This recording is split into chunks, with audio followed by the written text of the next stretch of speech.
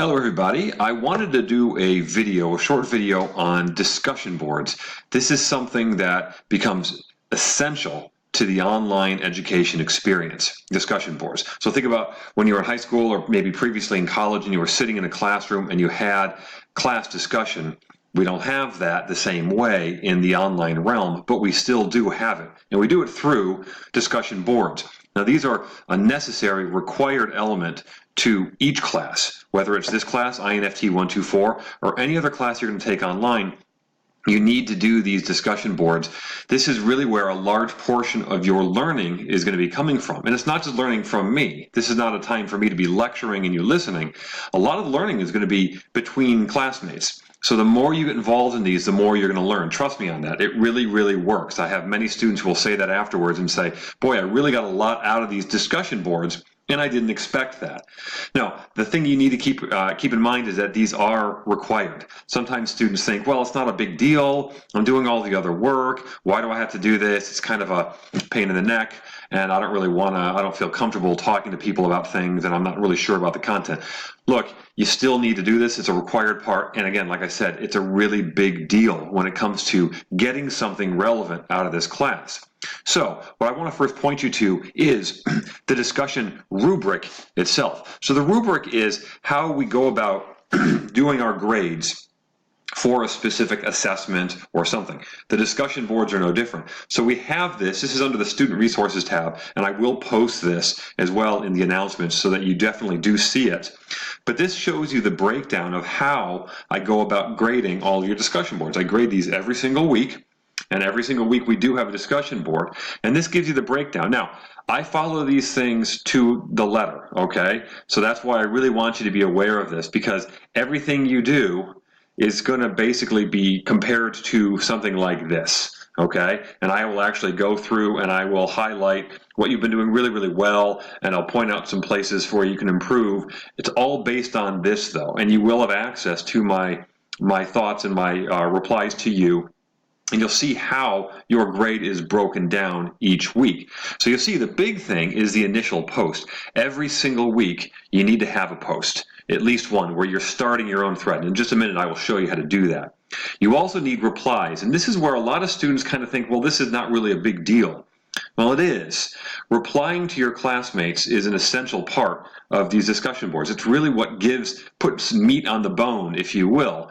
And so we really need you to be going and making posts to at least 3 different students each week in their own threads.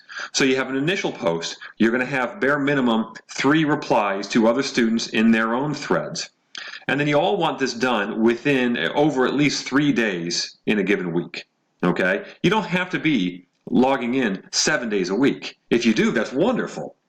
But at the very least, you need to be in these discussion boards at least 3 days a week making posts. And of course, mechanics. This is another one that's often overlooked. Watch your grammar, watch your punctuation, your spelling. Make sure that you're looking over these posts before you hit the submit button. Because again, I really do need to follow these things to the letter. Okay? So how do we actually go about doing this? Some of you may have done this before, may or may not have. But I'm just pulling up one of an INFT course I've had from a previous semester just to show you what I mean.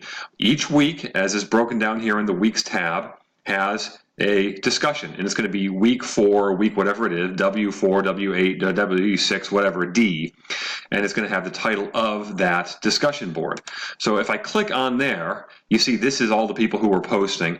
I'm going to first create a thread. In order to get an initial post in, I need to create my own thread. And so when I click that button, Create Thread, it brings me here. Every single discussion has to have some sort of title. So you're going to type in your title, and then you're going to type in your response. Your response to what, though? Well, there are always going to be prompts for you to respond to. In this case, there are at least 2. There's more than that, actually. These are what we often call essential questions.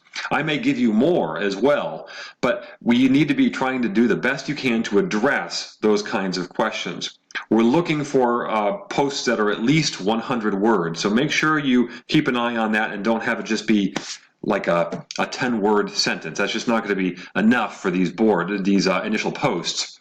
You can, some students don't really like writing in the message box initially. You can put it in Microsoft Word, but you have to post everything in this message board. Some students will try to attach a document. The difficulty there is it's kind of a pain for other students to go and open up the Word document to see it. You're going to have me, I'm going to tell you then to redo it and put your discussion or your thoughts into this message box. When you're done and you have looked it over again to check for grammar and punctuation, that's when you're going to go down to the bottom right corner and hit the submit button.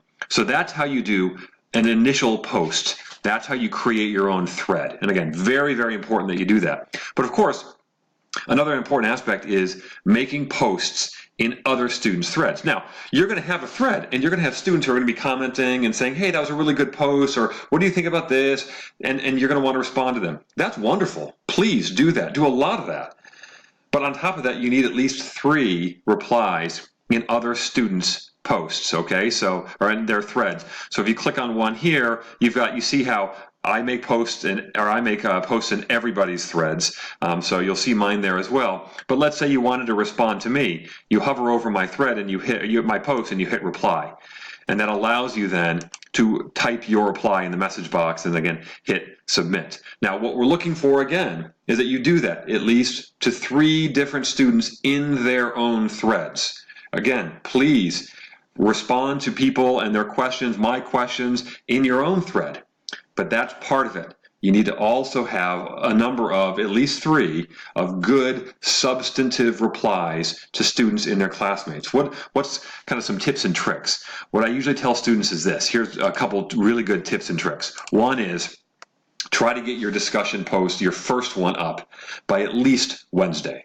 Okay? That's going to give you a lot of time then to really just focus on replies. Another thing is this. In your replies, a really good rule of thumb is ask questions. All right, try to prompt your classmates to go deeper with their own thoughts. Okay, ask questions. It's always a good thing. It really benefits you in terms of grading when you start to ask some of these follow-up questions within your posts. So try to get that first post up on Wednesday at the latest. Ask some follow-up questions. Really try to stretch out these kinds of threads with more content.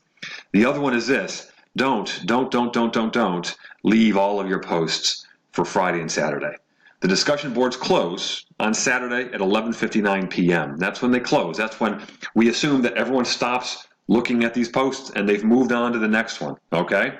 The boards open on Monday for the week long. There's these half weeks where they start at different times, but for the most part, the boards open on Sunday, I should say, and they close on Saturday at 11:59 p.m.